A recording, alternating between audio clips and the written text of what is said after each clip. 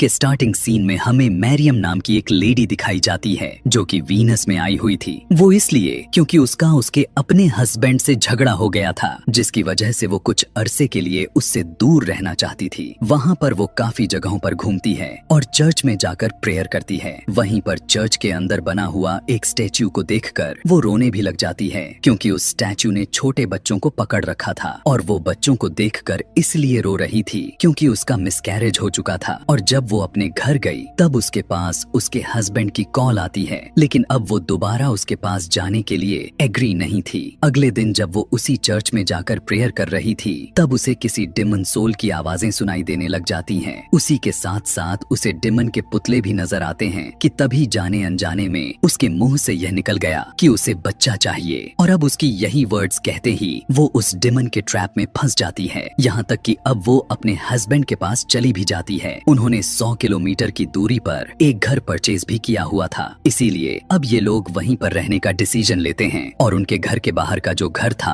वो भी लगभग इनके घर से 12 किलोमीटर दूर था। यहाँ पर साफ साफ पता चल रहा था कि जहाँ वो रह रहे हैं वो जगह पूरी तरह से सुनसान है। वो दोनों एक दूसरे से मिलकर काफी खुश हो जाते हैं। ऐसे ही करते करते एक दिन घर को एक्सप्लोर करते हुए मैरियम एक अजीबो गरीब तरह की चीज देख पाती है। वो देखती है कि एक स्टैच्यू की आंखें खुली हुई हैं, जो उसी टाइम अचानक से बंद भी हो गई थी। ऐसा होता हुआ देखकर मैरियम काफी ज्यादा ही डर जाती है और उसे अपने नए वाले घर के दीवारों पर डिमोनिक फेस नजर आते हुए साफ साफ दिखाई देने लग जाते हैं, जो उसे देखकर चिल्लाए जा रहे थे। और अक्सर कई बार यहाँ तक कि बार बार वो फील कर पा रही थी कि उसकी कानों में कोई विस्परिंग कर रहा है। और एक दिन तो उसे एक शैतान नजर आता है जो उस पर चिल्ला रहा था। मैरियम के हस्बैंड गैब्रियल उससे पूछने लग गया कि वो अपनी मेडिसिन टाइम पर ले रही है या नहीं, और तभी उनमें झगड़ा हो जाता है। और यहाँ पर हमें पता चलता है कि मैरियम का साइकेट्रिक ट्रीटमेंट चल रहा था, जिस वजह से उनके बीच काफी झगड़े होते हैं। यहाँ पर गैब्रियल मैरियम को कहने लगा कि मैं जिस ब्लॉग्स को लिख रहा हूँ हम उसी से कमा रहे हैं, तुम्हारे पेंटिंग्स तो बिल्कुल बेकार होती ही हैं। वो उसे काफी कुछ कहकर सुनाने लग गया था, यहाँ तक कि यह भी कह दिया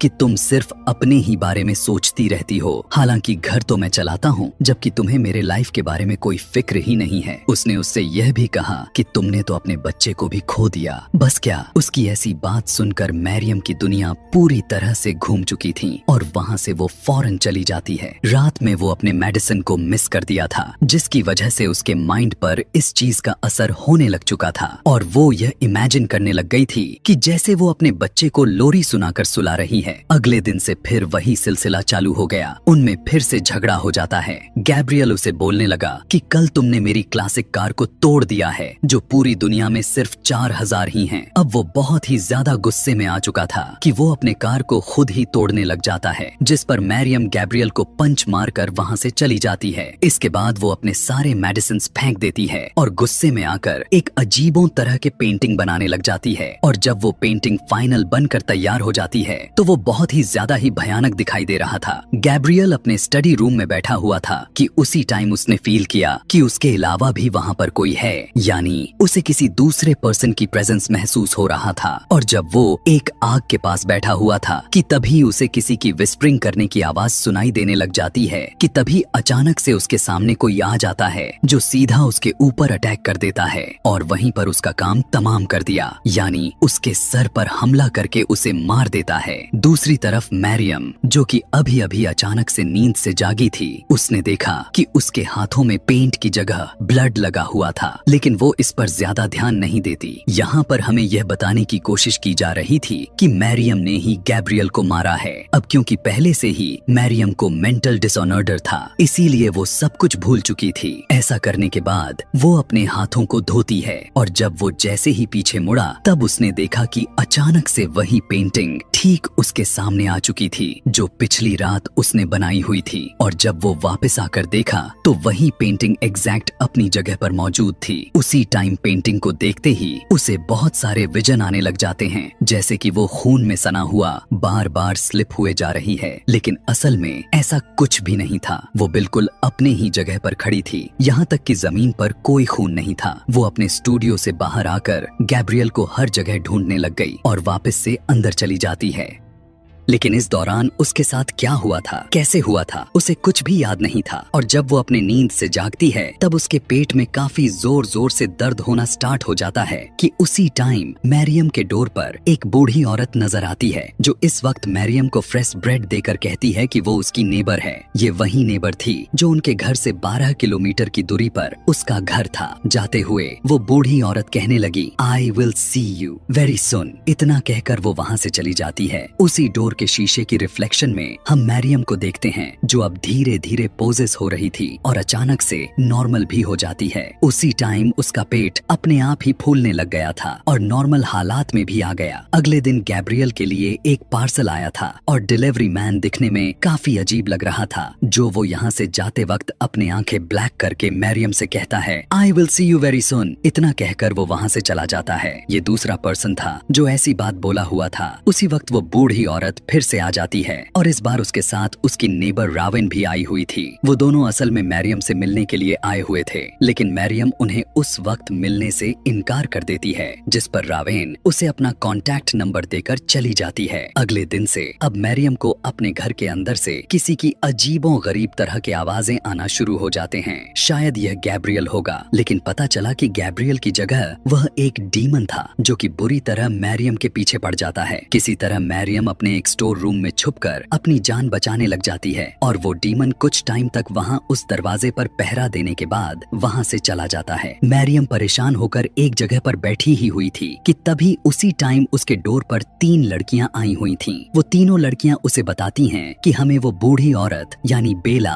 और राविन ने ही भेजा हुआ है और वे मैरियम को उसके अपने बनाए हुए पेंटिंग्स को दिखाने के लिए कहती हैं। जब वो लोग उसके स्टूडियो तक पहुंचती हैं, तब वो मैरियम से कहने लगी कि वो हमें अंदर के लिए इनवाइट करे। यहाँ हमें पता चलता है कि यह तीनों लड़कियां डिमन की फ्लावर्स थीं, जो विदाउट परमिशन के किसी के घर में प्रवेश नहीं कर सकती। यहीं पर जब मैरियम उनसे बातचीत कर रही होती है, तब वो लड़कियां अपनी असली रूप में आ जाती हैं। मैरियम को काफी टॉर्चर करने लग जाती हैं। तंग आकर मैरियम उन्हें वहाँ से जाने को कहती है और उनके जाते ही वो खुद भी गैब्रियल के टूटी हुई कार लेकर वहाँ से भागने का सोचने लग गई। लेकिन पता चला कि कार यहाँ स्टार्ट ही नहीं हो रहा था और उसके ऑपोजिट में कार का रेडियो खुद अपने आप ही चल पड़ती है। साथ ही अचानक से गाड़ी में आग लग जाती है। मैरियम किसी तरह अपनी जान बचाने के लिए कार से बाहर आ जाती है। उसका घर अंदर से लॉक था, जिसकी वजह से वो बाहर ही फंसे रह गई थी। लेकिन जब ऐसा नहीं हो पाता, तब वो विंडो का कांच तोड़कर अंदर चली जाती है और वो रात में जब वो राविन को कॉल लगाया, तब उधर से किसी इंसान की बजाय किसी शैतान की आवाज आती और वही शैतान उससे कहने लग गया, यू मेड ए प्रॉमिस। यह वही प्रॉमिस था जो मैरियम ने बच्चा लेने के बदले में किया हुआ था कि वो बच्चा लेकर कुछ भी कर लेगी। जब वो गन लेकर बाहर गई तो बाहर उसे कोई भी नहीं मिलता, लेकिन जब वो अपने स्टूडियो से बाहर आती है, तब उसे वहाँ पर रावेन मिली थी। उसे देखते ही वो उसे मारने का सोचने लग गई, क्योंकि उसे लगता था रावेन भी शायद एक डीमन है। लेकिन रावेन उसे रिलैक्स की और जब मैरियम अपने घर के अंदर जाने लग गई, तब यहाँ पर रोते हुए रावेन मैरियम से कहने लग गई कि मुझे अंदर आने की इनवाइट करो, जिससे अब उसे समझ आ जाती है कि रावेन भी एक डीमन फॉलोअर है। मैरियम फौरन से डर कर डोर लॉक्ड कर लेती है कि तभी उसे उसी टाइम उसके हर विंडो पर बहुत सारे डीमन नजर आने लग जाते हैं।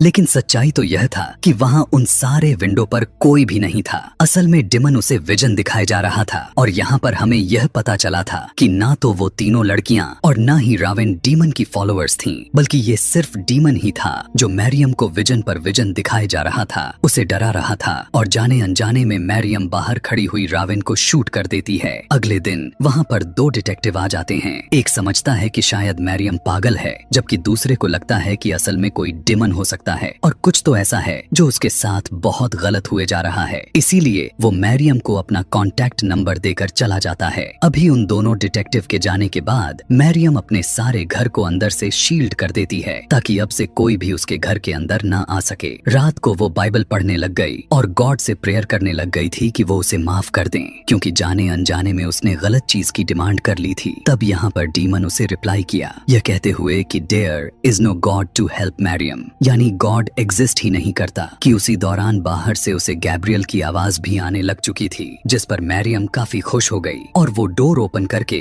गैब्रियल से कहने लग गई कि वो अंदर आ जाए। और बस क्या वही होना था जो होकर ही रहेगा। अंदर आते ही गैब्रियल एक डीमन का रूप धारण कर लेता है और वो बहुत ही बुरी तरह से मैरियम से जबरदस्ती करने की कोशिश करता है। अगले दिन जब उसकी नींद खुली तब फिर से उसके घर वो दोनों डिटेक्टिव आए हुए थे। यहाँ पर अब मैरियम को लगने लग गया था कि शायद ये दोनों डिटेक्टिव डीमन के फॉलोअर्स ही हैं, इसीलिए वो फौरन से पुल में कूद जाती है। उसी पुल में उसे 5 डेड बॉडीज दिखाई दिया था और उन 5 लोगों को किसी और ने नहीं बल्कि अनजाने में मैरियम ने ही मारा हुआ था। और उन 5 लोगों में से एक था उसका हस्बैंड गैब्रियल, रावेन और वो तीनों लड़कियां जो उसके घर आई हुई थीं। तब दोनों डिटेक्टिव उसे पानी से बाहर निकालते हैं और फौरन से उसे हॉस्पिटल लेकर चले गए। यहाँ पर दोनों डिटेक्टिव की आपस में ही लड़ाई होने लग जाती है। वो बहस करते हुए एक कहने लगा कि यह सब डेविल ने किया हुआ है, जबकि दूसरा का जवाब यह था कि नहीं, यह सारा कुछ मैरियम ने ही किया हुआ है, उसने अनजाने में खुद को चोट पहुंचाई थी और वो पागल है। और जब वे अंदर देखते हैं तो उन्होंने देख पाया कि मैरियम का पेट तो काफी फूल चुका था, जिसे देखकर वो काफी कंफ्यूजन में आ जाते हैं कि आखिर एक ही दिन में किसी प्रेग्नेंट औरत का पेट इतना ज्यादा कैसे फूल सकता है। और फिर आखिरी में आकर दोनों डिटेक्टिव समझ जाते हैं कि यह सारा कुछ किसी और का काम नहीं बल्कि डिमन का ही है। इसका